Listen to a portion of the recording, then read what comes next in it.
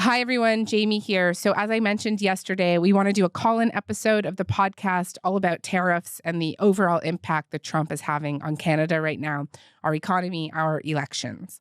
So please do send us those questions. Keep sending them in. We've got some really great ones so far. You can email frontburner@cbc.ca. Voice notes are the best. Record your question and email it to frontburner@cbc.ca. Please let us know who you are and where you're from so that we can shout you out. You can also submit directly on Spotify if that's where you're listening. Leave them in the comments. We have turned them on. Okay, here is today's show.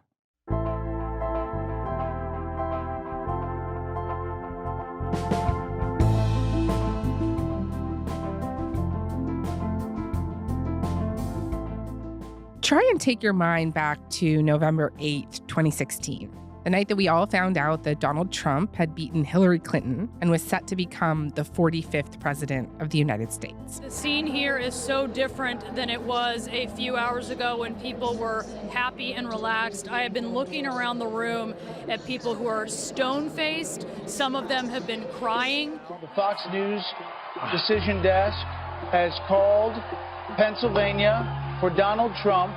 This means that Donald Trump will be the 45th president of the United States. Winning. Do you remember the public reaction to that day? The way that corporate media reacted, establishment figures, the Democratic Party, the business world. For a lot of them, it was like the world had ended. Then came his inauguration 2 months later, and against that backdrop, the Women's March, the single largest demonstration in American history. The day after Donald Trump became their president, they chanted.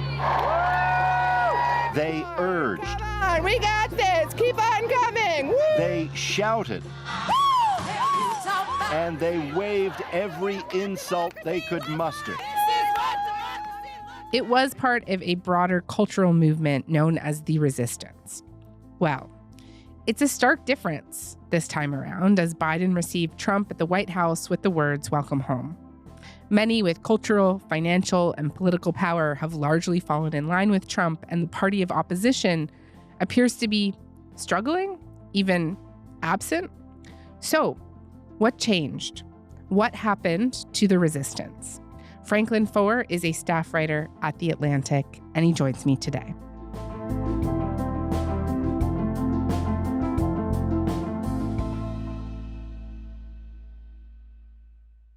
Franklin, hi. Hi. So we are just over a month into Donald Trump's second term, but how quickly was it that you came to the conclusion things felt different this time around?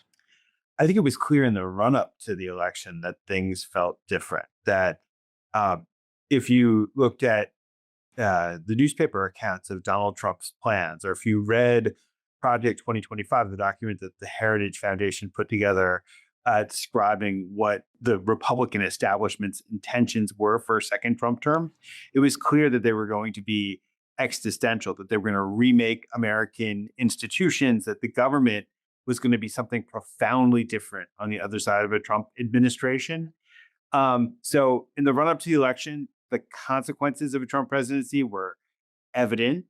And yet there was just this apathy. You had a lot of younger voters. You had a lot of voters, across every segment of the country who were essentially throwing up their hands in the air, saying that they couldn't see much difference between the two parties, that they felt like the Biden presidency had been this massive disappointment and that they couldn't be bothered to get excited about the prospect of throwing themselves into this election. And so to me, the writing was on the wall even before Trump was elected.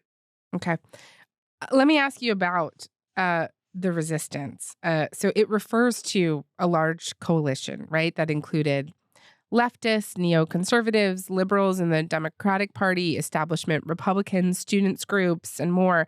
Thinking about it now, it's kind of incredible. You had Bush-era Republicans who helped to sell the Iraq War, positioning themselves in this coalition alongside Bernie Bros. Yes. How would you define? Yeah, how would you define what made up the resistance, and what were the core tenets of the movement? I mean, first of all, I think we have to concede that there's something maybe a little bit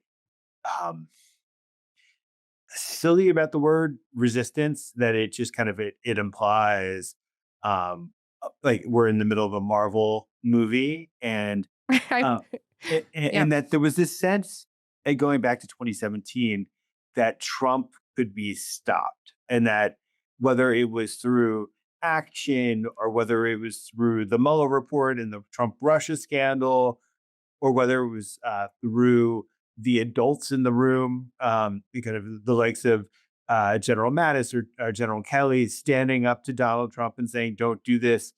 Um, Really, it felt like Trump was just like one silver bullet away from getting knocked out of the presidency or being contained, and so that was the essence, I think, of the resistance, and it was actually kind of effective. I would have to say, um, even if the term itself is easily mocked, that the Women's March actually played a very significant role in stiffening the spine of Democratic politicians, so that when Trump did come into office, there was a unified, rigid opposition that greeted him when he passed the Muslim ban and the other curtailments of immigration. There was civil society rushing to kind of to make a point to the airports to demonstrate against it. We're here to make a very strong statement that Donald Trump, you do not represent our values. And courts acted as a form of resistance. There was a lot of sand in the machine that slowed Trump down.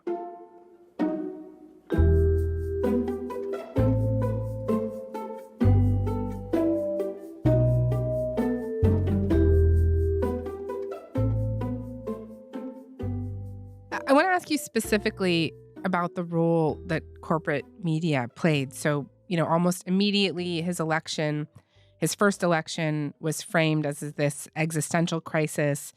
Networks focused round-the-clock coverage on all things Trump. They hired what were essentially live fact checkers to interrogate every claim.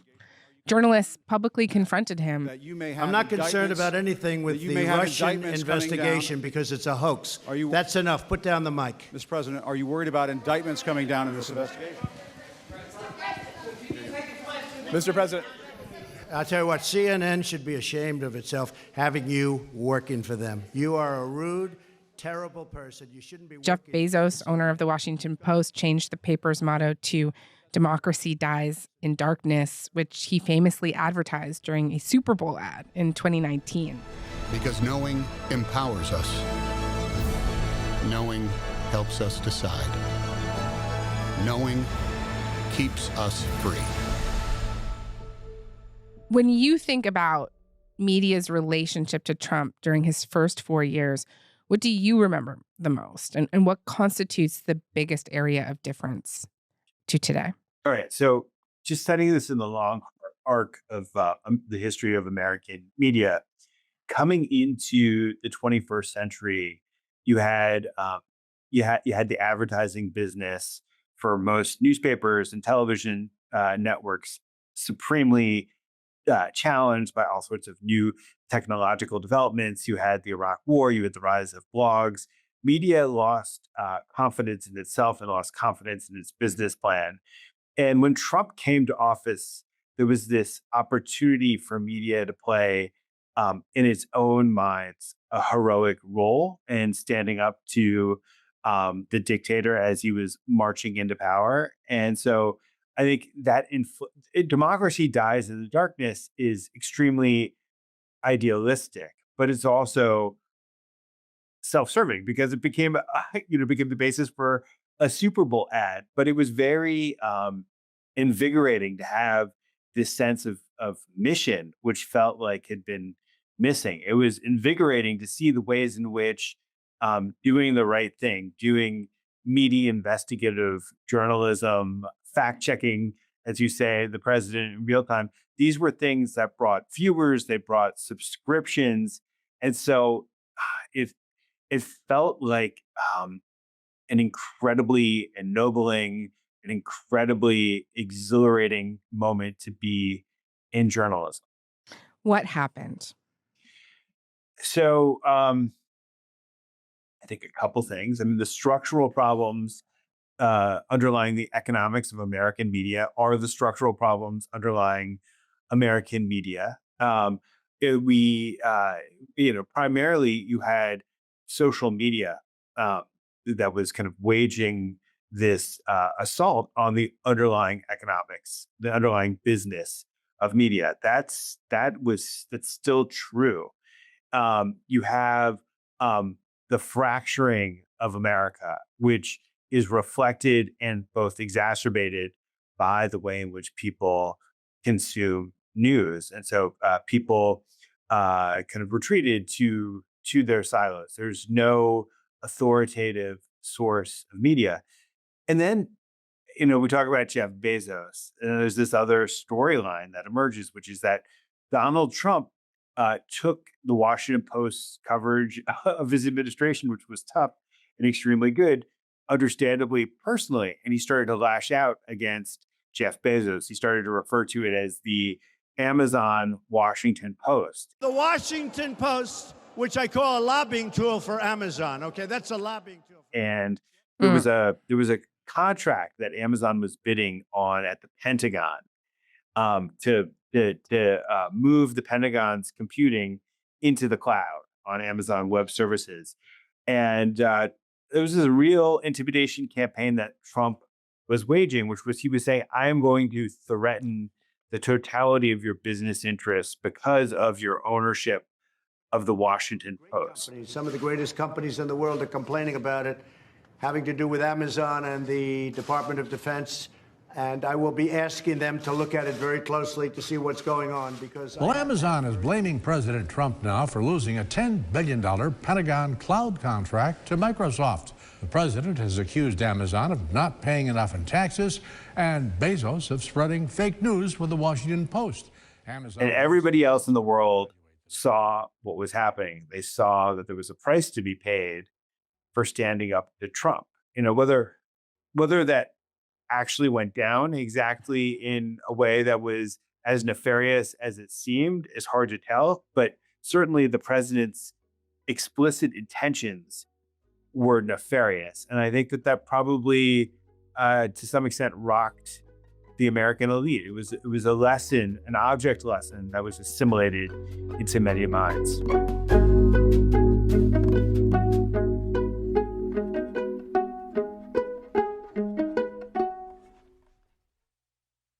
There was, in some ways, an entire resistance industry, right? Best-selling books, merch, speaking tours, organizations which fundraised incredible amounts of money. Resistance on all of grifters, this. I think, is the term that circulated at the time. I know you have also written about how this was about sustained outrage, the ability to remain surprised by the behavior of the president. But Steve Bannon, the brainchild of the early MAGA days, has talked openly about the fact that they sought to drive apathy and cut into this sense of public outrage. They would, as he put it, flood the zone. Every day we hit them with three things. They'll bite on one and we'll get all of our stuff done. Bang, bang, bang. Hit the public and the media with a deluge of headlines, information, and scandal, really any one of which could drive a news cycle for a week. But all at once, it became so difficult to follow. And the idea was that this made Trump look strong and thus created a sense of resignation for everyday people. Do you think that specific strategy of flooding the zone has helped to create this moment today? Yes, I think it does. I mean, I see it in my own, the way that I understand reality, that when so many things are happening at once, it is indeed hard to have sustained outrage. It's hard to focus on the one thing. It's hard to create a message that mobilizes people around in response to, say, the Muslim ban, which was one thing that people could see happening and they could respond to and focus their energies there. So that's certainly the case. The other thing that I think is related to all of this is that over time, Americans have become I don't know if it's decadence is the right sort of word to describe this, but there is this detachment that Americans have from their government. And, in moments of severe crisis like COVID or Hurricane Katrina, there's this kind of renewed appreciation for the role that government can play in people's lives. But, as the second Trump administration has descended on Washington and is engaged in this project of gutting the state, of just destroying the capacity of the government. It's unfolded in a way where even very smart people who are not in Washington don't really see the toll. In Washington, we see it because it's a local story. We you meet people all the time who at the dog park or grocery store who've just been fired or having to make big life decisions about whether they're going to accept offers to leave the government or not. And so you can see the way in which this loss of capacity and competence is going to be extremely debilitating, because I know all the smart people who are now leaving the government. But from afar, the fact that the innards of these marble buildings in DC are being gutted just doesn't click as a major story. Mm-hmm. Do you think that there's something that would? So I think that there will be moments in the realm of COVID or Katrina where people understand that the capacity of the government is being wrecked. I mean, the one thing that we know about life is that crises happen, and individuals are not able to address those problems on their own. It takes some sort of form of collective action, and government is the way in which we mobilize collectively in response to problems. So it's inevitable.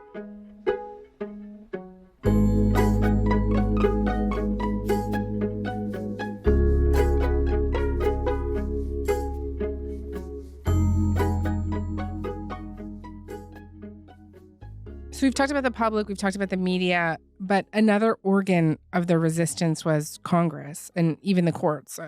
Kamala Harris, Cory Booker come to mind, as well as others who made names for themselves with these viral contributions during high-profile Senate confirmation hearings. I mean, there have been discussions of matters out there that they have not asked me to open an investigation, but perhaps they've suggested. I don't know. I wouldn't say suggest. Hinted. I don't know. Inferred. You don't know. Ruth Bader Ginsburg, who became something of a resistance icon. So I'm not stepping down just because I'm getting older. I got the fate of the country resting on these tiny shoulders. But dang, the world's getting scary when the only one who can save you is an octogenarian. Now the behavior of the official opposition party, the Democrats, it feels different. Chuck Schumer has told the New York Times, quote, "We're not going to go after every single issue. We are picking the most important fights and lying down on the train tracks on those fights." Other prominent Democratic strategists have talked about literally doing nothing. Man, I'm telling the Democrats, just sit there, play possum, let them go, let them go, let them go. Poll numbers are declining. The collapse is already underway. Let's see when it put them. What have you made of the Democratic Party's response to Trump's second administration? Well, I mean, I think it has been hapless. I think it's been inert. But I think it exists within a cultural context that we're describing it. So, I think that and I'm not a political consultant, so I don't know exactly what the right way for Democrats to respond actually is. And even when the things that you're describing, there's probably some thought and logic that goes into the let's just shut up political strategy. But that said, I think it's almost marked by a kind of fear. The things that are happening that just are very hard to describe. So there was a police officer who was beat up on January 6th.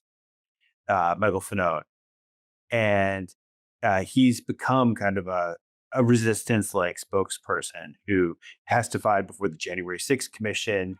He does various political appearances. Rest assured, I have been betrayed by my country. and I've been betrayed by those that supported Donald Trump.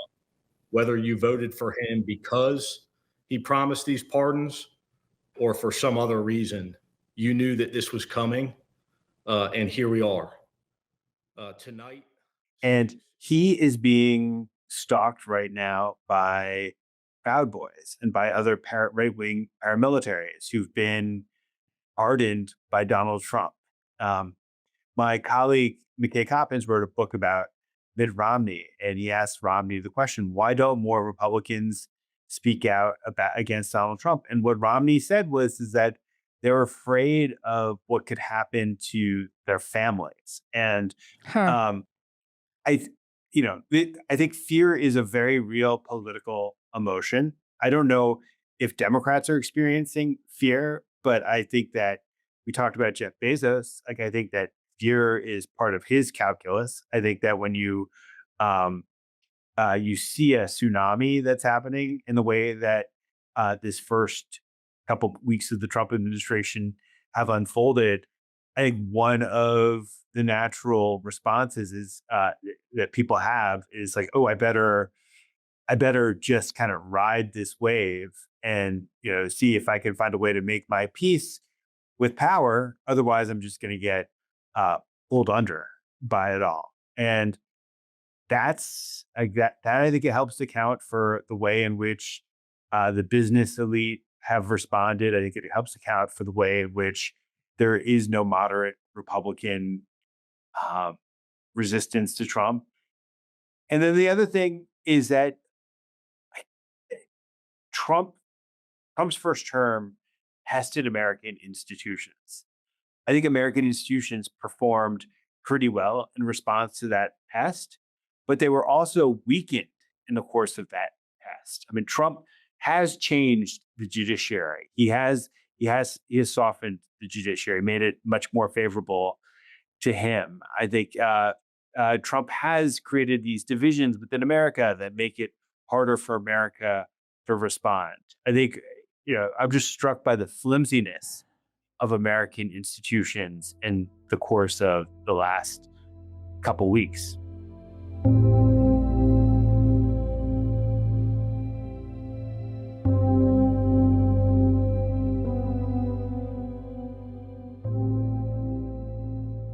Not to undermine your point that there is this very real climate of fear out there, but do you think also it's like giving them too much leeway, right? In a way too, right? Trump is someone that the Democrats have again and again classified as an existential threat to the country. His rhetoric has been analogized by Anne Applebaum in the magazine that you write for to Mussolini and Hitler. And then in response to his congressional address this week, many Democrats just sat in the gallery holding up paddles with protest slogans on them or wearing pink T-shirts also with slogans on them. Yeah. I've just been struggling to understand, if you believe yourself to be up against that kind of anti-democratic challenge, one that you have classified as fascist, why are you not willing to go beyond these largely performative acts? Yeah. Well, I mean, I guess that kind of begs the question, what's the step that they would take beyond those merely performative acts? And I just don't know. I think that, politicians generally are weak-kneed and they get pushed by publics. And I think the public has been incredibly apathetic about what's happening. And I think, I look at the way in which protests engulfed campuses last spring.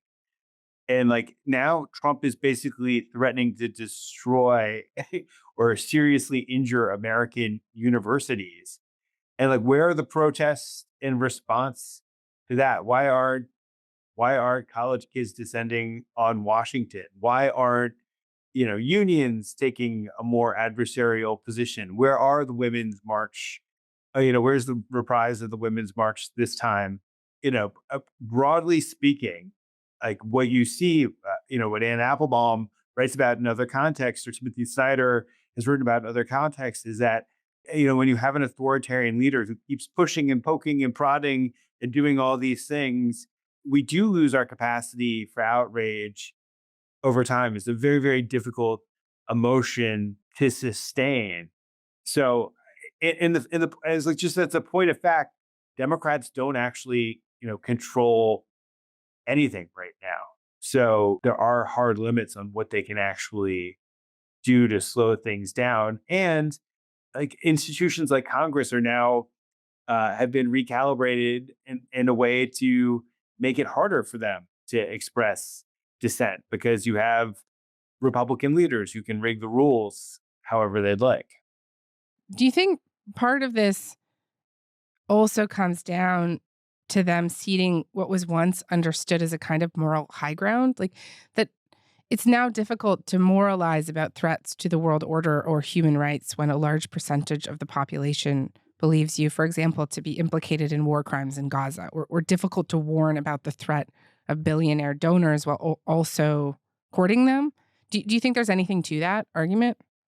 I do struggle to understand why the public isn't as outraged as it should be. And I do struggle to understand why Democrats have been kind of basically inarticulate and making a case against Trump. The bigger problem is it goes back to the first resistance, is that it's very hard to make a case that democracy is under threat for a sustained period of time because democracy erodes slowly. Democracy erodes, maybe in the first couple of weeks of the Trump administration, it's eroded in like in a flash flood. But even so, I think that the public probably does grow weary of descriptions of democracy being under assault, and that there was only so long that those messages could work. And now Democrats probably need to pivot to some other explanation of why this is a disaster. And indeed, there are other explanations of why this is a disaster that I'm sure if they have any political sense, they will begin to pivot to. I mean, for instance, Trump is running the economy, could very well be running the economy into the ground. That's the type of message that empirically voters are very responsive to because it corresponds with their lived experience.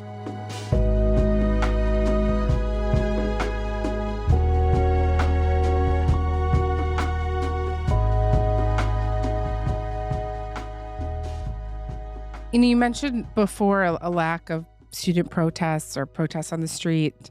And just in trying to understand that more, I want to ask you about political violence.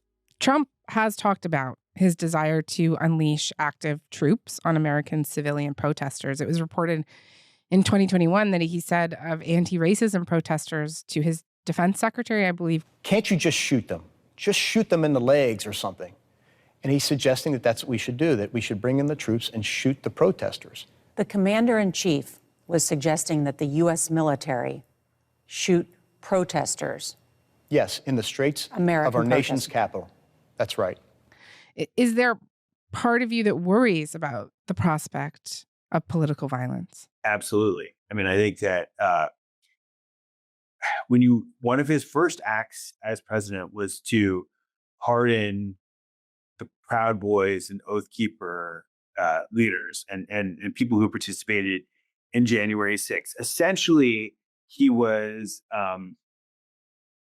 basically legalizing paramilitary groups that had tried to overthrow the government of the United States on January 6th. And so it's not just the fear that you describe, I think is also very real, that at some point he could invoke something called the Insurrection Act that would allow him to use troops against American citizens. That's always, I think, part of the worst case scenario that could at some point plausibly unfold in response to protests that happen against him. So yes, we live in a time where political violence is in the air, political violence is manifest at various moments, and it does feel as if it has been encouraged by the president of the United States. Donald Trump himself flourishes in a kind of combat style type of politics, I think. Like he publicly humiliates his opponents. He frames others as weak and himself as strong. betraying allies and friends. Like, this is someone who thrives on conflict. And so to that end, does Donald Trump need a resistance? Is there Trumpism or MAGA without one? Yes. I mean, I think there hasn't been a resistance in the course of the first however many days of the Trump administration. And I think he's done more damage in those first couple days than he arguably managed to do over the course of his entire first term. So MAGA is like kind of a slogan. It is movement. It's a set of media. It's a mindset that permeates a group of followers. But then there is this other thing that's attached to it, which is Elon Musk. It is the kind of libertarian wing of the Republican Party. It's business that has a goal of eviscerating the American government so that a different form of capitalism and a different form of government can take hold. And you got to say that they've gone a very long distance to achieving their wildest dreams in a matter of weeks. Okay, that feels like a good place to end. Franklin, thank you very much for this. Thank you.